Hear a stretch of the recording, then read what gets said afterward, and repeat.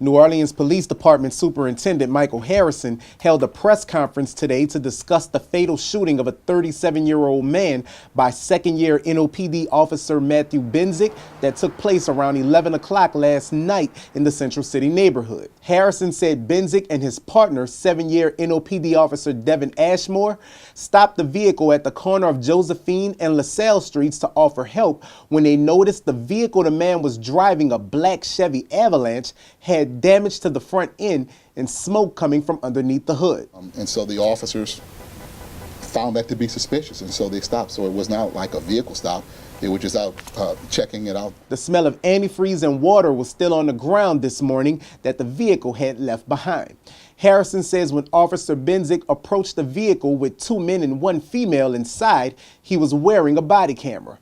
While the footage is still being reviewed, Harrison says their interaction with the 3 people was pleasant at first before it went wrong. Their interaction with the occupants of the vehicle sort of evolved into this foot chase and where the subject fired at the officers. Police say the man in the driver's side of the vehicle jumped out and fled east up Josephine Street when Officer Benzik and Officer Ashmore chased him.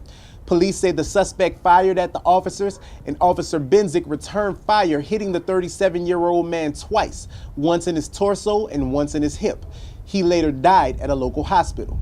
Police say they recovered illegal drugs and a semi-automatic handgun near the area where the man collapsed. Harrison says they are still investigating exactly how many shots were fired, but multiple residents in the neighborhood claim to have heard somewhere between 5 and 6 gunshots. Central City resident Anthony Joseph said when he came to his front door, he saw the 37-year-old man lying face down in the grass in front of his home. All I heard was just 3 shots out there. And I looked at the door, the police was standing ready to open them, man. Police say the other 2 suspects who were in the vehicle fled the scene and remain at large at this time. Harrison said Officer Matthew Benzik has been reassigned pending the investigation into the incident.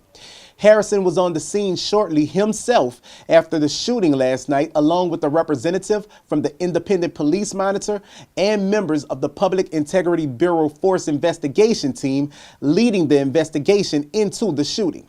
He says he's confident that the body camera will show that the suspect did fire at the officers. The evidence is there to support that the officer responded to this, that the subject did in fact shoot at the officer. And so even with all of that supporting evidence, this just makes everybody feel a little bit more comfortable that we're doing what we say we're doing. We're following the policies, and we're a constitutional police department.